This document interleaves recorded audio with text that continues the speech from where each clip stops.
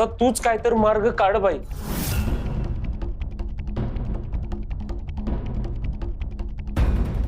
ही जगदंबा कुणी साधी सुधी दिसत नाही. दर येळी असं काहीतरी विचित्र घडवत असते ही. एकदा का कळू दे ही कोण आहे ते, मग बघतेच तिच्याकडं. जगदंबा तिच्या सगळ्या परीक्षा उत्तीर्ण झालीये. तिने स्वतःला सिद्ध केलंय. तुळजा योग निद्रेत गेली तेव्हापासून येवलूशा पोरीने सगळी संकट परतवून लावली. तुळजे, आता वेळ आलीये तुझी योग निद्रा पूर्ण व्हायची, पुन्हा तुझ्या मूळ रूपात अवतरण्याची. आता प्रतीक्षा संपली.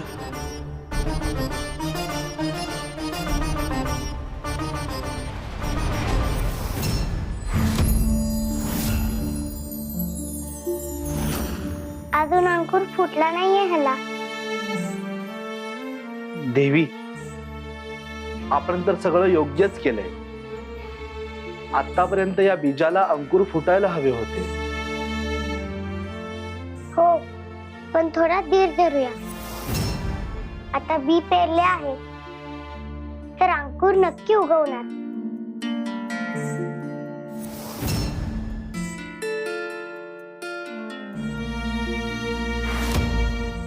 तुळजाईवर विश्वास ठेवूया. दुष्काळाचं संकट दूर करण्यासाठी ती आपल्या पाठीची आहे. ते खरंय, पण अंकुर फुटलेले नाहीयेत हेही दिसतंय.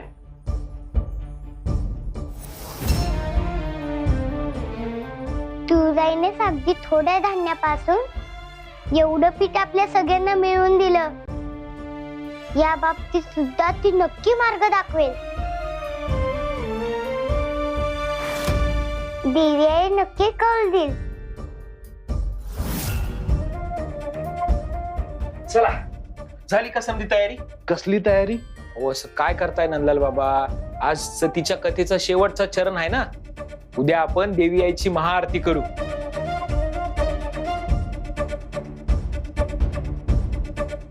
घाटाची काय परिस्थिती? ऐराचा अंकुर फुटले नाहीत अजून, पण या येळेला विश्वास आणि श्रद्धा दोन्ही बी आहे. तुम्ही बघाच, अंकुर नक्की फुटणार.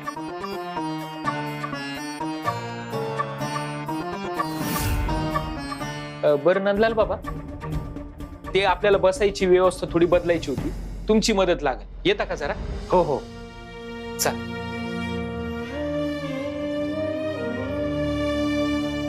तुळजाई, तू जगाला आधार देते, दुष्टांचा संहार करतेस. तू साकार, तू तारणहार आहेस. तू अशीच माझ्या पाठीशी राहा, म्हणजे हे संकट कुठलं कुठं पळून जाईल.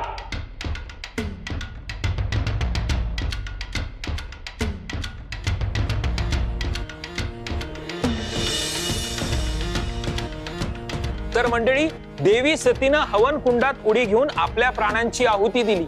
आपल्या गर्विष्ठ पित्याला धडा शिकवण्यासाठी तिनं हे पाऊल उचललं. पण याचा त्रास एकाच व्यक्तीला होणार होता, ते म्हणजे भगवान महादेव.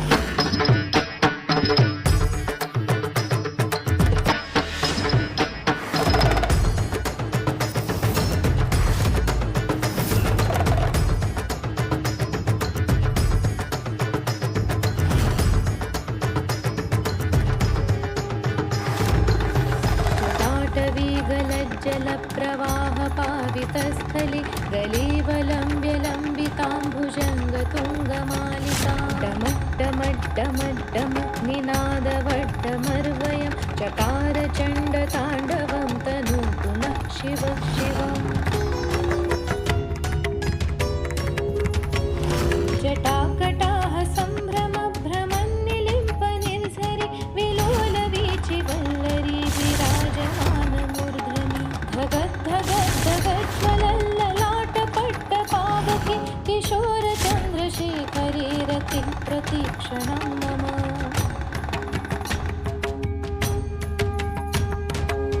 अवतन नसलेल्या ठिकाणी जाऊ नये हे महादेवांनी सतीला सांगितलं होतं. त्याचे परिणाम वाईट होतील हेही सांगितलं होतं. पण सतीचा होता आपल्या पित्यावर थोडा जास्तच विश्वास.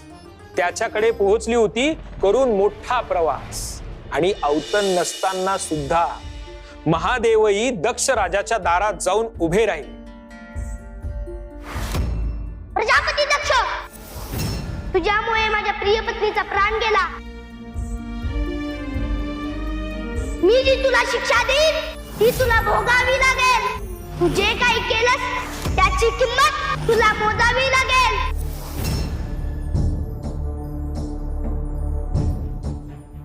महादेवांनी प्रजापती दक्षला सुनावले, ललकारले, तुझी संपत्ती, तुझं ज्ञान, तुझी राजगादी आता तुला काहीही वाचवू शकणार नाही. तू मला काही करू शकत नाहीस. स्मशान जोगी तू मला शिक्षा देणार. गर्विष्ठ आहेस तू. हो, मी शिक्षा देणार, पण तुला स्पर्शही न करता.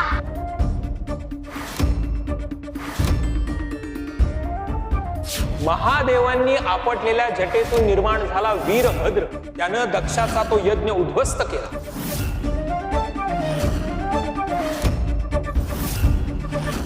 दक्षाचा शिरच्छेद केला आणि त्याच्या गर्वाची शिक्षा त्याला दिली. पण महादेवांना मात्र या कशाशीच काहीही देणं घेणं नव्हतं. सतीच्या विरहाने ते व्याकुळ झाले होते. त्यांनी सतीचं ते कलेवर उचललं आणि ब्रह्मांडात क्रोधित होऊन फिरू लागले. त्यांच्या क्रोधाग्नीने अनेक विश्व ध्वस्त होऊ लागले. देवांना चिंता वाटायला लागली.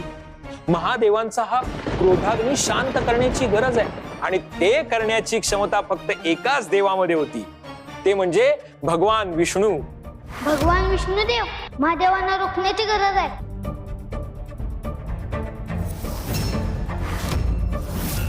त्यांचा क्रोध कमी नाही झाला तर सारी सृष्टी नष्ट होणार.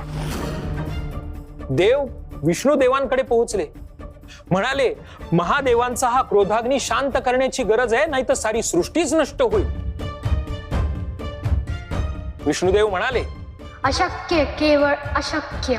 विष्णुदेव म्हणाले, महादेव सतीचं कलेवर घेऊन फिरत आहेत, तोवर त्यांचा क्रोध कमी होणार नाही. त्यासाठी वेगळंच काहीतरी करावं लागणार आहे. आणि ते विष्णुदेवांना अनुचित वाटत होतं. विष्णुदेव म्हणाले, अनुचित आहे खरे, पण आमची हीच कृती उद्या विश्वाच्या कल्याणाचा मार्ग बनेल. महादेवांना या दुःखातून मुक्त करण्यासाठी विष्णुदेवांना सती मातेच्या देहाला भंग करावं लागलं. ते तुकडे ब्रह्मांडात विखुरले. ते वेगवेगळ्या 51 ठिकाणी पडले आणि ते तुकडे ज्या 51 ठिकाणी पडले त्या ठिकाणी 51 शक्तिपीठ निर्माण झाली. शक्तिपीठ निर्माण झाली. शक्तिपीठ निर्माण झाली. शक्तिपीठ निर्माण झाली. शक्तिपीठ निर्माण झाली. शक्तिपीठ निर्माण झाली.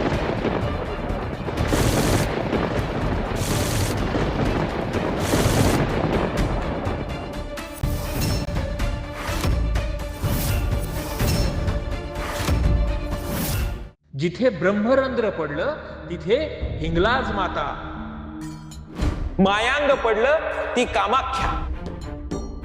आणि आपल्या प्रांतापासून जवळ 3.5 शक्तिपीठ आहेत बर का. वक्षस्थळ जिथे पडलं तिथं आई रेणुका.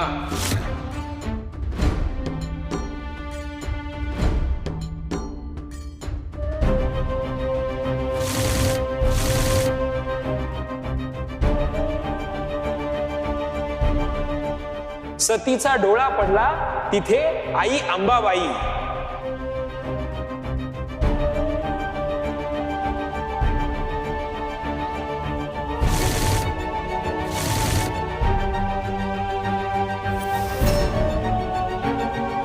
उजवा बाहू जिथे पडला तिथे सप्तशृंगी माता.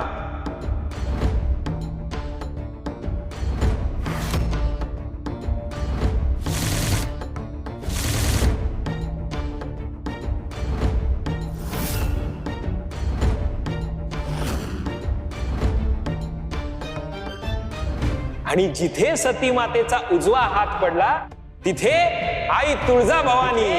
आई तुळजा भवानी, आई तुळजा भवानी, आई तुळजा भवानी, आई तुळजा भवानी, आई तुळजा भवानी. आई राजा, आई राजा उदो उदो, आई राजा उदो उदो.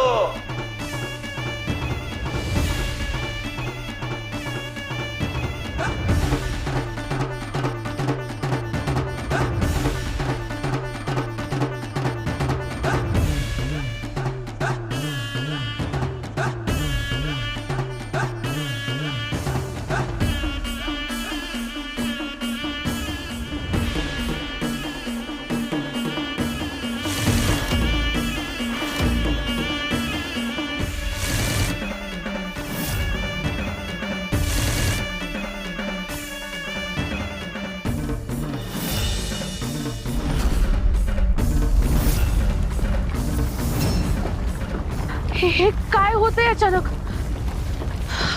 हे कसले अशुभ संकेत आहेत?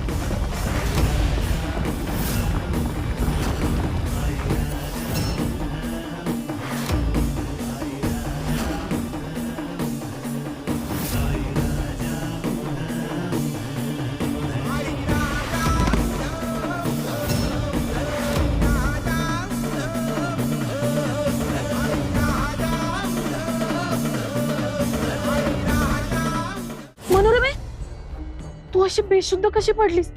अगं उठ मनोरमा.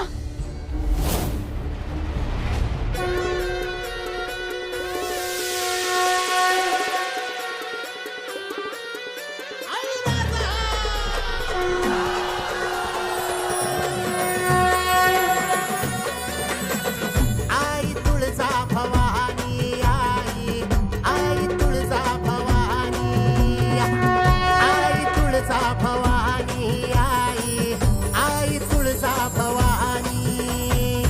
जगजननी तव चरणी आई, फळ येईशी न अंकुर फुटला याचा अर्थ माझी हरुणी आई, पोटाशी हरुणी आई.